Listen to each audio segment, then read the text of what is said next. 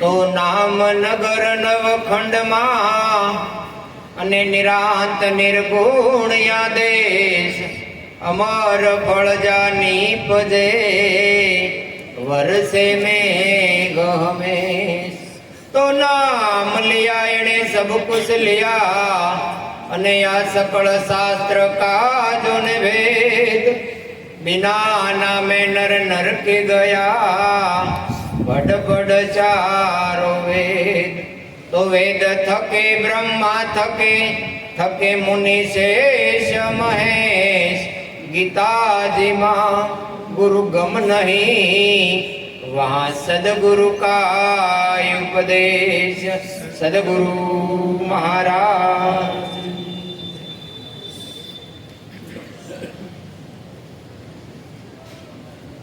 संतोए आपने संतोनी वाणी द्वारा एनो अनुभव कही अने आपने खूब खूब आनंद करायो के भाई आ मनुष्य देह आपने शा माटे मळ्यो छे। आ 5 तत्वनो देह धरीने आपणे आ पृथ्वी माथे आव्या छे तो शा माटे आव्या छे ए आपने खबर होवी जोईए के शा माटे आपणे मनुष्य अवतार धारण कर्यो छे। केम के आपणे वेद पुराण शास्त्रों में बधे जोई छे के भाई आ 84 लाख अवतार फरता फरता आपने मनुष्य देह मळे छे अने एक मनुष्य देह एवो छे के आमा आ द्वारे थी मोक्षनी प्राप्ति थाय छे। मनुष्य द्वारे थी मोक्षनी प्राप्ति थाय छे एवुं बधाय शास्त्रनी अंदर वर्णव्युं छे। पण मोक्ष माटे ज आपणे आ मनुष्य देह आपणे धारण कर्यो छे। पण मोक्ष मेळवવો कई रीते ए ज आ मानवी बधो अटाणे फरी रह्यो छे।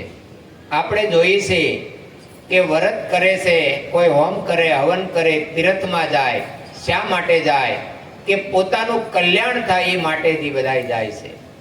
पण पोतानुं कल्याण केवी रीतनुं थाय ए बहु कोईने खबर होती नथी। ए तो जवेले कोक कोक विरला जाणता होय के स्वयं पोतानुं कल्याण केम थाय, केवी रीते के भाई आपणे काई पदार्थ कमाईए छीए ए पदार्थ पासे आपणे वापरवा पड़े छे। केम के आपणे जे काई कमाणा ने एनी आपणे वस्तु लीधी अने ए स्वयं आपणे ज वापरवी छे, कोईने आपणे वापरवा देता नथी। एम आपणे कोई एवा सारा कर्म करीए तो ए सारा कर्म पण आपणे ज वापरीए छीए, ए कोई बीजाने मळता नथी। पण आया एवुं कीधुं छे के मोक्ष मेळवવો छे। मोक्ष केवी रीते मेळवવો? केम के वस्तु काई मळे होय तो वापरवा मळे एथी मोक्ष मळतो नथी। आगळे वाणीनी अंदर आपणे कीधुं ने के गुरुजीना नामनी हो माळा से डोकमां। हवे गुरुजीना नामनी माळा केम डोकमां पेरवी आवुं कोण जाणे? पण एवा कोई संत आपणे भेटे ने तो गुरुजीनी माळा ज आपणे डोकमां पेरावी दे के भाई आले आ माळा एवी छे महाराजना नामनी माळा छे, आ कोईने देखा है नहीं, तू जेम जेम भजेश ने एमां उजળી थाय। केवी थाय? लाइट मारशे, लाइट आ मारशे। आगळे वाणीनी अंदर कीधुं ने के भाई आ वस्तु बधी जोती छे ई वात हासी छे पण तमारे आ बधुं मूकવું પડે। काम क्रोध लोभ दगा पाछला बधाय छोड़वा पड़े। सीपला तो छे पण बधाय सीपमां मोती होता नथी। गुरुजी बतावो अमने, आ गुरुजी आपने बोलावे छे ई वात हासी छे पण गुरुजी पासे पहोंचवुं केम? आ एक महा मुश्किल छे। मनुष्य देहनी अंदर गुरु सुधी पहोंचवुं ने ई महानमा महादुबधा छे, बधे पहोंची जवाय छे। अटाणे आपणे सगवड होय ने तो कहे छे के विदेश सुधी आपणे बधाय छोकरा फरे छे अटाणे हवे ई बधे पोगाई जाय छे। आ पृथ्वीना गोळा उपर बधे पोगाय छे पण एक गुरु शरण सुधी पोगातो नथी। केम के रीत कोई आपने महाराज बतावे, एवा कोई संत आपने मळे अने एनी रीत बतावे ने एनी रीत थी न्या पहोंचाय छे, ते पेला पोगातो नथी। कदाच आपणे માળા કરીએ, રોજ પૂજાપાઠ કરીએ, એ તો બધું આપણું કર્મ છે. ગુરુ શરણે નથી પહોંચાતું. ગુરુ શરણે પહોંચવું હોય ને તો કોઈ એવા સંત મહાપુરુષના શરણે જવું પડે, તો જ આપણે ગુરુ પાસે પહોંચી શકીએ. અને ગુરુ પાસે પહોંચ્યા પછી ના લેશ માત્ર કોઈ જાતનું કાંઈ છે નહીં. ગુરુનું શરણ જ ખાલી છે. ગુરુનું શરણ જો આપણે સેવાઈ જાય ને તો આ બધું છૂટી જાય એવું છે. અને એનાથી જો આપણને શંકા પડી તો સમજી લેજો પાછી આ 84 ઊભી. કેમ કે અહીંયા કીધું છે કે આત્મા એક જ છે, આત્મા બે હોય નહીં. આત્મા એક જ છે, આત્મા બે ન હોય. કૃષ્ણ ભગવાને અર્જુનને કીધું ને કે હે અર્જુન, સ્વયં આત્મ પ્રકાશ હું પોતે છું, મારો પ્રકાશ બધે છે. હજારો સૂર્ય ઉગે ને તો મને પ્રકાશિત કરી શકતા નથી, એવો આત્માનો પ્રકાશ છે. પણ એ આત્માને જાણવા માટે શું કરવું પડે? કેમ કે આપણે આ દુર્જાનો દેહ લઈને આપણે અહીંયા અવતર્યા છીએ. જ્યારે દેહ અવતર્યા ને તો આપણે ભેગું કાક આવી ગયું અહીંયા, અને આવી ગયું ને એ પછી આ આત્માને જાણવા માંગે છે. અને એ આત્માને જાણવા હાટું ત્યાં વલખા મારે છે. અને એ ગુરુના શરણે જો બંધાઈ જાય ને તો એ આત્મ દેવની પ્રાપ્તિ કરે છે. કેમ કે અહીંયા હતી આપણને કહે છે ને કે ભાઈ જ્યાં સુધી આપણી ઘરે દીકરી હોય ને એ દીકરી ક્યાં સુધી રહે? જ્યાં સુધી સાસરે ન જાય ને ત્યાં સુધી. સાસરે જાય પછી એને કોઈ દીકરી કહેતું નથી, તરત એનું નામ બદલી જાય છે ને વોવારું કહે છે. એમ જો આપણી ઈચ્છા છે, આ ઈચ્છા એક ફેરું સદગુરુના શરણે વહી જાય ને તો એ સુરતા બની જાય છે. હું બની જાય છે? અને સુરતા, અને જો એ હારે ગઈ હોય અને જો સુરતાનું સ્વરૂપ એને ધારણ કરી જ લીધું હોય તો એ ભજન કરે છે, નકરી ભજન કરી શકતી નથી. આખરની જો પાછી ફરીને તો પાછી ઢીંગલી પોતે રમવા મળે છે. શું કરે છે કે ભાઈ આમાં કાંઈ આવું ન હોય, આપણને તો સમજ્યા પણ આપણે ગુરુ ધારવા પડે. કહે છે ને કે ભાઈ નુગરા ન હાલે, એને ગુરુ ધારવા પડે. એમ કરીને એ બધું કાર્ય થઈ ગયું. આવી રીતનું સમજે ને તો સમજી લેવાનું પાછી ઢીંગલી પોતે રમવા મળી. કેમ કે હમણાં જ આ મહિનો આપણે પૂરો થયો, અમે તો જોયું ને સાંભળ્યું ને તમે સાંભળ્યું છે કે ઓલું આંબુડું જાંબુડું શરૂ કરે. અને 1 મહિનો સુધી ઓલા માતાજીને રાખ્યા માંડવા એટલે રોજ માતાજીને કંકુ સાંડલા ગુલાલને લાટ ચડાવી દીધું અને પૂંજા ખૂબ ખૂબ પૂજા માતાજીએ. અને ધન્યવાદ છે ને પૂંજા એને બહુ સારું છે, વાંધો નહીં. પણ જે પૂંજવા લાયક હતું ને એને જો ટાઈમે આપણે પ્રસાદ આપ્યો હોત ને તો આપણે કોઈ દિવસ એ ગારો ન પકડવો પડે. હું જે પૂંજવા લાયક વસ્તુ હતી તમારી પાસે, પણ જો એને તમે ટાઈમે પ્રસાદ આપ્યો હોત ને તો એ ગારો ન પકડવો પડે. કેમ કે ઈ ગારો અને આ ગારામાં કોઈ ફેર નથી. એક દિવસ આ એક દી આમાં વયો જવાનો છે, આ ગારો થઈને ઉભો રહેવાનો છે અને એ પણ એક ગારો છે. પણ કોઈ સંત મહાપુરુષ આપણને એવા મળે ને તો આપણને એમાંથી બહાર કાઢી નાખે છે. આ ગારામાંથી આપણને બહાર કાઢે અને આપણા દર્શન કરાવે ને અને આપણા દીદાર થાય ને તો એ અભાગ્ય આપણા ખીલા એમ સમજાય. હું ત્યારે આપણા ભાગ્ય ખીલા એમ સમજવું. કેમ? પદાર્થ મળ્યા એ તો તમને કર્મે મળ્યા છે, અને વયા જાહે ને તો એ તમારા કર્મે વયું જવાનું છે. કોઈ પણ વસ્તુ ખોવાઈ ગઈ હોય ને તમે જઈને પૂછો છેલ્લે તમને એમ જ કે ભાઈ તમારું કર્મ હતું ને એવું થયું. આ બધા કર્મના છે. પણ ભાગ્ય તો ક્યારે ખીલે કે સંયમ પ્રકાશ થાય ને ત્યારે ખીલે એમ સમજવા. અને તમારો સંયમ પ્રકાશ થાય ને એ અંજવાળે જ બધું દેખાય. કહે છે કે મણિધર હોય ને એને શેષનાગની ફેણની માથે મણી હોય અને મણી મૂકીને સારો કરે. એમ ગુરુ મહારાજનો બાળક હોય ને એ મણી મૂકીને સારો કરે. કેમ કે એને બતાવ્યું છે આની અંદર કે આમાં વસ્તુ હું પડી છે અને તારે વસ્તુ હું લેવાની છે આમાંથી. અને જે વસ્તુ મહારાજે આપણને નિશાની બતાવી અને જો એ નિશાની આપણે પકડી લઈએ તો સમજી લેવાનું આ બીજું બધું પડ્યું રહેવાનું છે અને નિશાની અંજવાળું છે ને છે ને છે. તમે ગમે એમ જાઓ, ગમે ત્યાં જાઓ, એ વસ્તુનું અંજવાળું પડે ને પડે. કેમ કે એની સિવાય બીજું કાંઈ છે જ નહીં. પણ એવું આપણને જ્ઞાન થયું છે, એ જ્ઞાને આપણે સ્થિર થાય ને તો સ્થિર થવું પડે, એમાં શંકા ન કરાય. આપણે સંયમ સ્થિર થવું પડે. અને મહારાજે આપણને તો બધી વસ્તુ એની અંદર બતાવી છે કે સ્થિર થવાની, કે એ તારે જાણવું છે, એ જોવું છે, એના દર્શન કરવા છે, એના અંજવાળે તારે સારો કરવો છે, તો એની આખી રીત આપણને બતાવી છે કે જો ભાઈ આ એની આખી રીત છે, આ રીતે તું જો ને, આ રીતે તું વર્ત ને, આ રીતે તું ચાલ ને, તો આનો સિવાય કાંઈ છે નહીં. એમ આપણે જગતની અંદર કહે છે કે સંત અને માનવ બે હારે જ ફરતા હોય છે. સંત અને માનવ બે હારે જ ફરતા હોય છે, એમાં ફેર ન હોય. પણ માનવ ફરતો હોય ને એ મેં કરતો હોય, અને સંત ફરતો હોય ને એ તું કરતો હોય કે હરી તારી સિવાય બીજું કાંઈ નથી, તું હી તું હી તું હી. આ સંત આ જાપ કરતો હોય, અને માનવ એમ કરતો હોય કે આમાં શું છે બધું, આ બધું કાંઈ છે જ નહીં, આ હું શું એમ કરતો જાય. હું કરતો એક ફેરો એને માર્યા વગર ઓલો મૂકતો નથી. કાળ એની બસીમાં પકડી લે છે તો એ કાંઈ થતું નથી. મહારાજ આપણને ઘણી ફેરું કહે છે, પેલું દ્રષ્ટાંત આપે છે કે ભાઈ એક પોપટ પઢાવવા વાળો હતો અને રોજ પોપટને પઢાવતો કે ભાઈ મીની આવે તો ઉડી જાના, મીની આવે તો ઉડી જાના. પણ એમ કહે છે કે એક દિવસ એ પાંજરું મૂકી અને સામે પરબ હતું, પાણી પીવાઈ ગયો અને ઓસિંતાની મીંદડી આવી ગઈ. મીંદડી આવી ગઈ તો ઓલા પોપટને પકડી લીધી બોસી. ઓલો ટેં કરતો તો ધોડો ઓલો આવી અને કીધું કે તને કીધું નહોતું કે મીની આવે તે ઉડી જાના? કે ભાઈ કીધું તો હતું ભાઈ, તે વાત હાસી છે વાલા, પણ તે બતાવી નહોતી કે આને મીંદડી કહેવાય.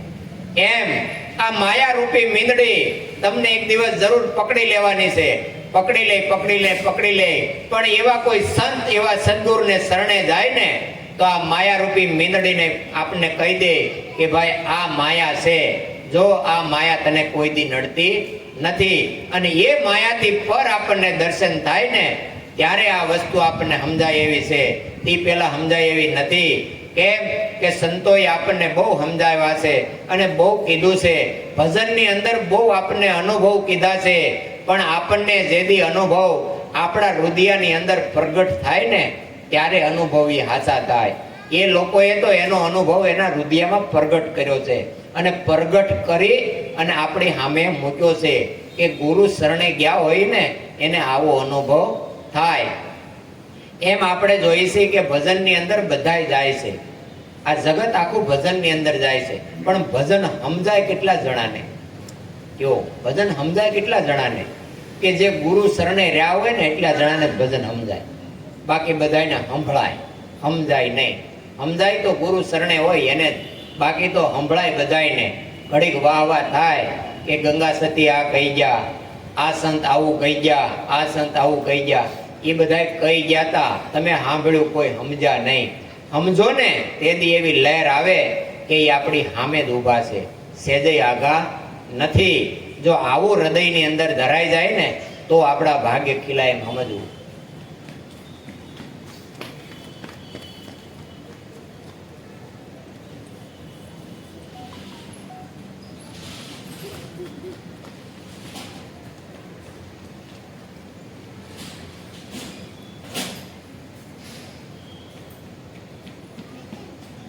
લાલન જેણે યાતમ નહીં ઓળખાયા, લાલન જેણે આત્મ નહીં ઓળખાયા,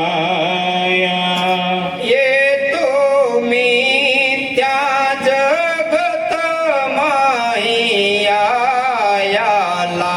લાલન જેણે આત્મ નહીં ઓળખાયા, એ તો મિથ્યા જગત માયા.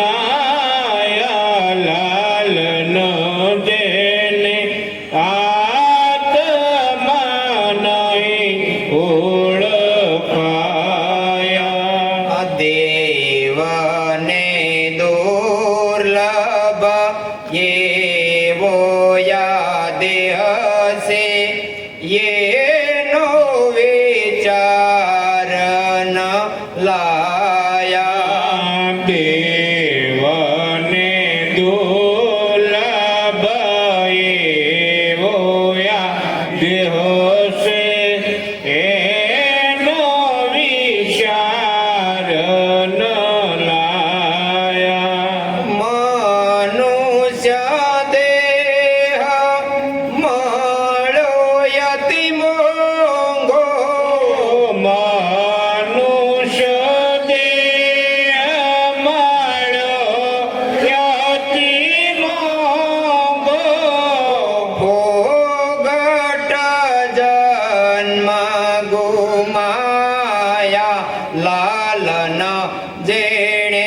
આત્મ નહીં ઓળખાયા. ભોગડ જન્મ ગુમાયા લાલન દેને આત્મ નહીં ઓળખાયા. આ જગમાહી અનેક ભક્તો જીવતા મોક્ષ પદ પાયા.